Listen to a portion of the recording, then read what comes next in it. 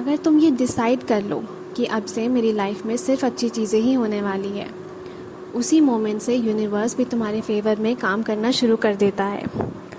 Problem ये है कि हम ज़्यादातर सिर्फ चाहते हैं, विश करते हैं, होप करते हैं, लेकिन किसी चीज़ को सिर्फ चाहना और उसे ऑलरेडी अपना मान लेना, ये दोनों बिल्कुल ही अलग चीज़ें हैं।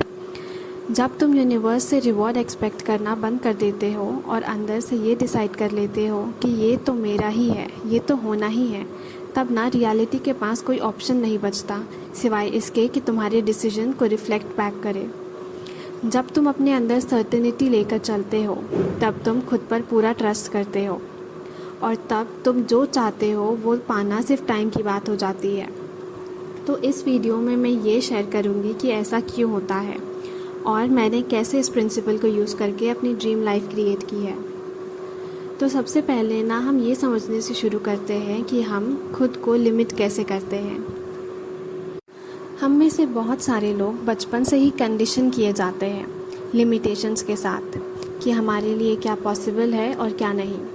तो हम दूसरों के हिसाब से ही अपने पोटेंशियल पे लिमिटेशंस लगाना सीख लेते हैं कि रियलिटी में क्या पॉसिबल है और क्या हो सकता है और क्या नहीं हो सकता। हमें हर चीज़ के लिए ये बोला जाता है कि ये पॉसिबल नहीं है, ये रियलिस्टिक नहीं है।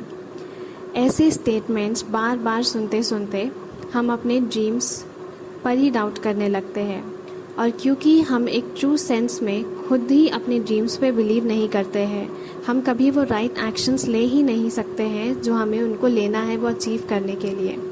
क्योंकि बिना एक स्ट्रॉन्ग सेल्फ बिलीव के, बिना इस यकीन के कि यार हमारे अंदर एबिलिटी है इसको कर लेने की, हम कभी वो एक्शंस लेंगे ही नहीं जिससे हम वो क्रिएट कर सकें जो हमारी डिज़ायर हो।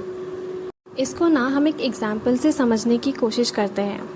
मान लो आपको वेट लॉस करना है, आपकी डिज़ायर है बिल्कुल वो परफेक्ट फिगर, पर आप अंदर से खुद पे भरोसा ही नहीं करते हो। आप खुद को मेंटली वीक समझते हो। जो ऑलरेडी पतले लोग हैं ना, उनको आप जेलेसी से देखते हो और वो कुछ भी करते हैं तो आप उसको शो ऑफ समझते हो। तो फिर ऐसे में क्या होगा ये आप ही बताओ। आप कभी भी वो एक्शंस ले ही नहीं पाओगे जो आपको ड्रीम फिगर अचीव करने के लिए लेने चाहिए। आप बस वहीं पे स्टक रहोगे हमेशा जहाँ आप हो। हाँ, आप ये ज़रूर चाहते रहोगे और विश करते रहोगे कि काश आपका वेट लॉस हो जाता। उसके साथ साथ आप ये भी हमेशा क्वेश्चन करते रहोगे कि आप शायद कर ही नहीं सकते हो। चलो, मे भी एक वीक के लिए आपने सब कुछ फॉलो कर भी लिया, पर इसमें भी आप हमेशा एक्सटर्नल वैलिडेशन पे ही पूरी तरह डिपेंडेंट रहोगे instead of acting as if it's done. जब आपको बाहर प्रूफ नहीं दिखेगा तो आप ऑटोमेटिकली पॉजिटिव रहने की जगह उसको छोड़ दोगे। ये इसीलिए होता है क्योंकि आप खुद को डाउट करते हो जब एक्सटर्नल रियलिटी आपको वैलिडेशन नहीं देता है उन बातों के लिए जो आपको डेस्परेटली चाहिए होती है। और जब ये सिचुएशन आती है ना, हम इसीलिए गिव अप कर देते हैं क्योंकि हम अपने ओल्ड स्टोरी, अपने ओल्ड आइडेंटिटी में वापस चले जाते हैं कि ये मेरे लिए पॉसिबल नहीं है। But the moment you decide कि आप वो गोल्स, अपने वेट लॉस गोल्स को अचीव कर लोगे no matter what it takes, then that's when आप करेक्ट एक्शंस लोगे जो आपको अपनी उस रियलिटी तक लेकर जाएगी। आप एक ऐसे self concept, self belief build करते हो जो आपके हायर सेल्फ की तरह रोज़ दिन शो अप करने से नहीं डरता है, आप उसको एम्बॉडी करने से नहीं डरते हो। एंड दैट इज़ व्हेन ये 3D रियलिटी, 3D वर्ल्ड खुद को रीअरेंज करेगी वो रिफ्लेक्ट करने के लिए जो आपने डिसाइड करा है। क्योंकि आपका जो फर्म डिसीजन है वो आपका इंटरनल वर्ल्ड है और ये रियलिटी बस एक मिरर जो वही दिखाता है जो हमारे अंदर चल रहा होता है। बट ये जो आपका डिसीजन है वो एक ऐसे प्लेस या पॉइंट ऑफ व्यू से नहीं आना चाहिए कि हाय मैं तो रो रही हूँ, कोई तो मुझे सुन लो, यूनिवर्स प्लीज़ मेरी बात सुन लो और मुझे मेरी विश ग्रांट कर दो। इस तरीके से आप अभी भी 3D वर्ल्ड के वैलिडेशन के लिए डेस्परेट हो रही है। इससे आप यही सिग्नल भेज रही हैं कि आप इसे अचीव करने के लायक ही नहीं हैं। अगर यूनिवर्स ने आपको दान में ये दे दिया तो आप लोगे, वरना आपके बस की बात नहीं है। तो ये नहीं करना है हमें। दुनिया में जितने भी बड़े सक्सेसफुल लोग हैं ना, आप अब चलो उनको देखते हैं। उन्होंने कभी 3D वैलिडेशन का वेट नहीं किया। उन्होंने बस एक ऐसे सेल्फ बिलीव से अपने एक्शंस लिए जिसको ये पूरी सोसाइटी मिलकर भी तोड़ ही नहीं पाई। सबने बोला कि मे बी तुम पागल हो गए हो, हर कोई शाहरुख खान नहीं बन सकता, सबकी किस्मत की बात नहीं होती। उन सब लोगों का निशाना बस अपने टारगेट पे था, बिल्कुल वैसे ही जैसे अर्जुन का निशाना बस मछली की आंख पे थी। उनको बस अपने अंदर की आवाज़ पर पूरा भरोसा था कि चाहे जो भी हो जाए, मैं जो चाहता हूँ वो मैं कर ही रहूँगा, ये हो जाएगा। अब आप यहाँ तक की बातों से सोच रहे होंगे कि मेरे चाहने में बुराई ही क्या है। अब at the end of the day अगर देखा जाए तो चाहत रखने में कोई बुराई नहीं होती। यहाँ पे डोमिनेंट फीलिंग की बात आ जाती है। यूनिवर्स को कोई फ़र्क नहीं पड़ता इस बात से कि आप कितनी डेस्परेटली क्या कुछ भी XYZ चीज़ चाहते हो। उसे बस इस बात से फ़र्क पड़ता है कि आप क्या एनर्जी होल्ड करते हो, जो इस बात को अफेक्ट करता है कि आप एक्शंस क्या लोगे और उनको करते हुए क्या फीलिंग अंदर से रिफ्लेक्ट करोगे। चलो अब मान लो मे बी आपने किसी कंपटीशन में पार्ट लिया।